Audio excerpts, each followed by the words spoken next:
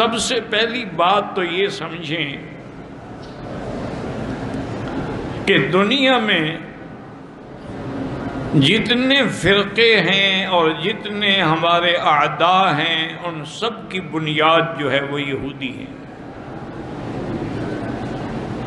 لیکن انہوں نے براہ راست حضور صلی اللہ علیہ وسلم کی ذات پہ حملہ نہیں کیا، صحابہ سے حملہ شروع کیا۔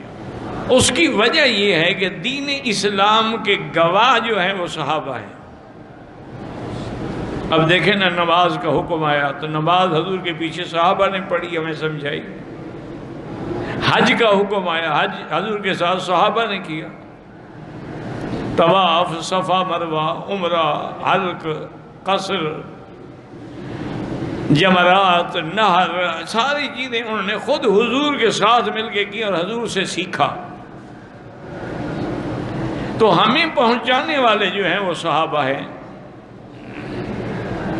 اگر نعوذ باللہ صحابہ کی ذات پہ حملہ کر دیا جائے، ان کی صداقت و دیانت پہ حملہ ہو، پھر دین اسلام کا گواہ تو ختم ہو گیا۔ اسی لیے انہوں نے کبھی سیدنا عمر کے خلاف محاذ بنایا، اسی لیے انہوں نے سیدنا عثمان کو شہید کرایا، اسی لیے انہوں نے سیدنا علی اور سیدہ عائشہ کی جنگ کرائی، اسی لیے انہوں نے سیدنا علی اور سیدنا معاویہ کی جنگ صفین کرائی۔ یہ سارے مقاصد کیا تھے کہ دین اسلام مٹ جائے۔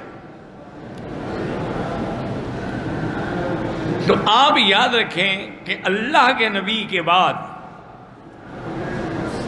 ہمارے لیے جو مقتدا ہیں، وہ اسوہ ہیں، وہ صحابہ ہیں۔ اسی لیے میرے آقا نے فرمایا کہ علیکم سنتی و سنت الخلفاء الراشدین، میرا طریقہ میرے خلفاء راشدین کا طریقہ۔ اور کسی جگہ حضور نے نام لیا، فاقتدوا بالذین من بعد ابی بکر و عمر، اور کسی جگہ فرمایا کہ لو کان بعدی نبی لکان عمر،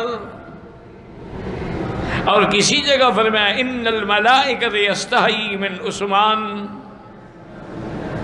اور کسی جگہ فرمایا کہ لا یبغضک یا علی الا منافق ولا یحبک الا مؤمن۔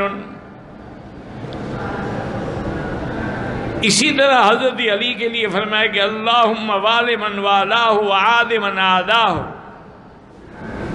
حسنین کریمین کے لیے فرمایا کہ انہما ریحانایا فی الدنیا، وہ میرے دو پھول ہیں دنیا میں۔